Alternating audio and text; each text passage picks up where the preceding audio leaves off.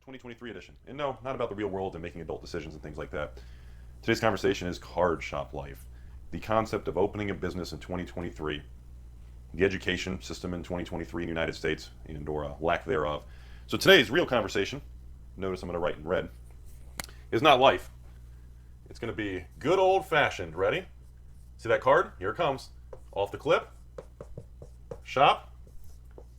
And pretty much your life. That's going to be a lot of you.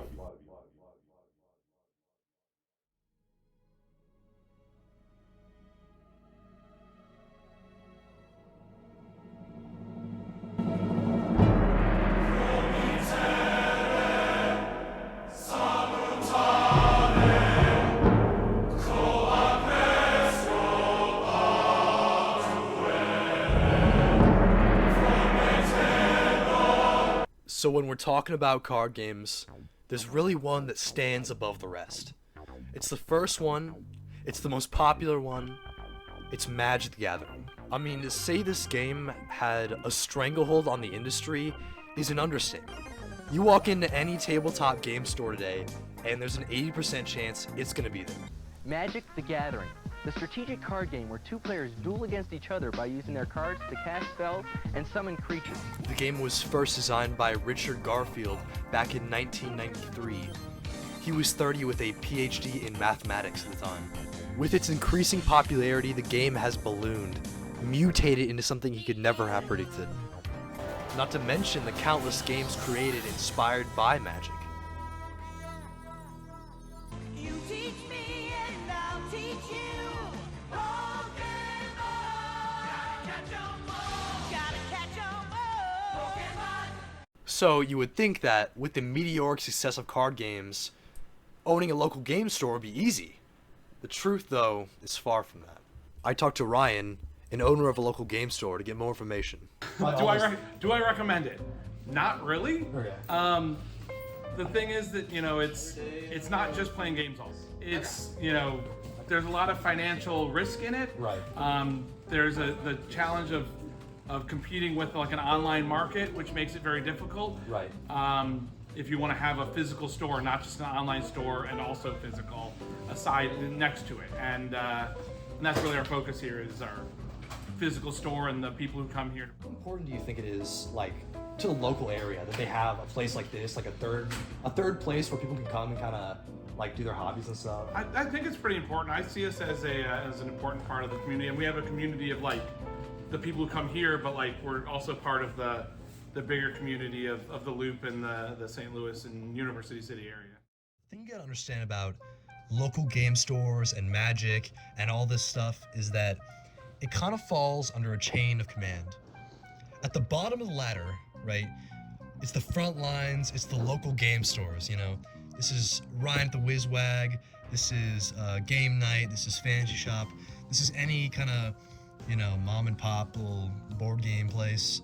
And most of them are selling Magic as their primary product. Not all of them, but most of them.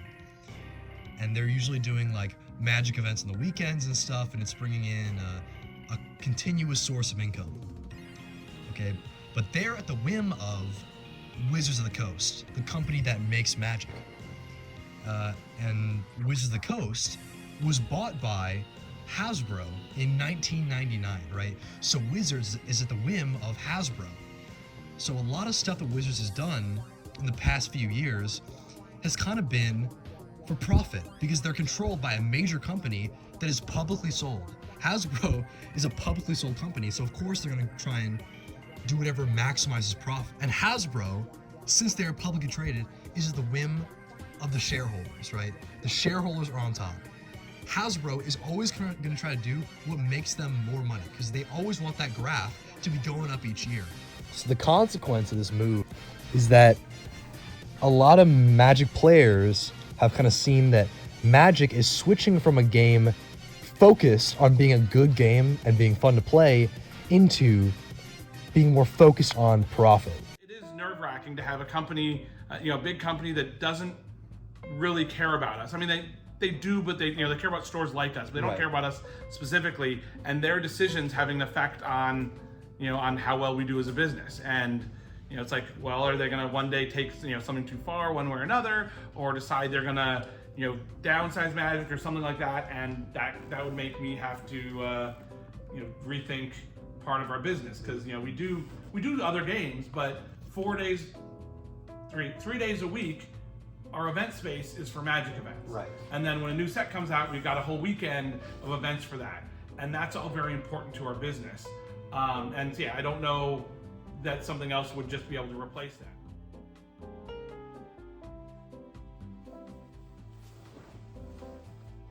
Okay, so for this next part, I really don't know how else to convey the information other than a self-interview. So that's what we're gonna go with. I think an important thing to mention is that as a kid, I really enjoyed collecting things. And it wasn't just anything, but it was things that helped me express myself. For example, I liked Pokemon. And I liked Pokemon because I could choose a creature, and that creature was kind of like a manifestation of who I was. It was my personality, it was my likes, and I could fight you, and you had your creature, and it was like a clash of personality. It was a clash of souls, you know? And I love that. And it wasn't just Pokemon, it was other, you know, children's media that I consumed. And it really made me receptive to Magic the Gathering when I first encountered it. It was in Boy Scouts, and I was pretty young, you know, 4th grade, and I saw these guys, and they were older, and I respected them, and they were playing this game, and I was enraptured. They had built these decks, and they had planned out these strategies, and it was their own, and I was hooked. From that moment on, I loved Magic, and it set me down a path of socializing and meeting new people, and I went to local game stores, and I joined this community, and I felt at home. And it really helped me, especially in high school. I mean, freshman year, I didn't know what I was doing. I didn't join a sport, I didn't try and play an instrument, I just hung out with my brother, and I didn't try and meet any new people. And I found out that was kind of a poor way of going about it. But in sophomore year, I found the Magic Club, and that was something I understood. I could go there every Wednesday afternoon, and I could bring my deck, and we could have the best conversation ever over these cards, and I didn't have to try, I could just do it. And I loved it. And I met so many of my friends and people who I owe so much to, and it wouldn't have been possible without Magic. And I mean, I still remember the first, like the real Magic deck I bought. I saw this stupid video from this guy online called Saffron Olive, and it was the worst deck, you know, it was so cheap, but it kind of worked, and I went home that day after school, and I asked my mom for a credit card, and I bought it, and I mean, I still have it, you know, and this deck isn't just like something I use, like a tool, it was me, you know, this 60 cards, I chose this, and I strategized, and I made modifications to it, and it's the thing that I use to talk to people, you know, and I felt such a connection with it.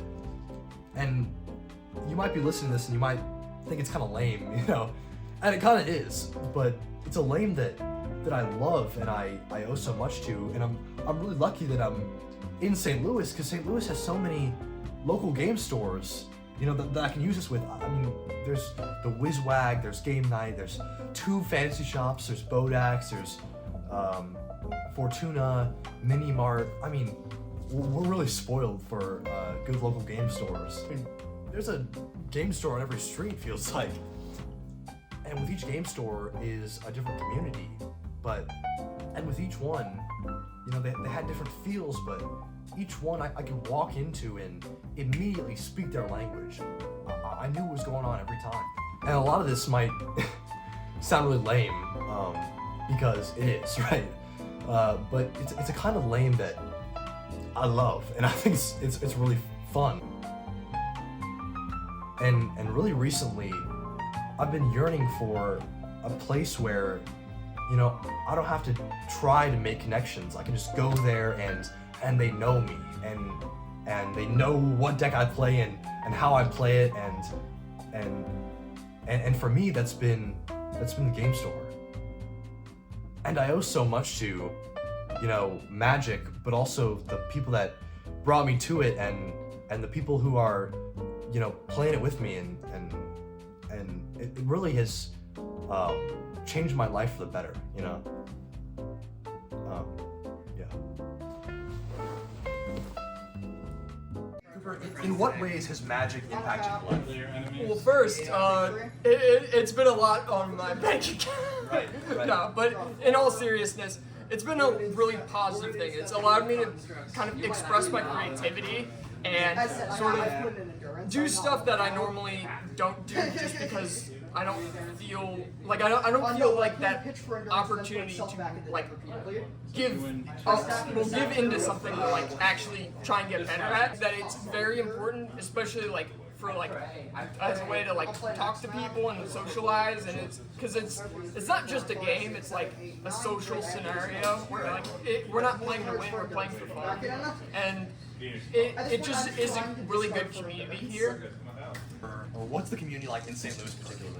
Oh, the community is so good. I've yet to meet somebody from St. Louis that is a unbearable person to be around. Like everybody is super nice and super accepting.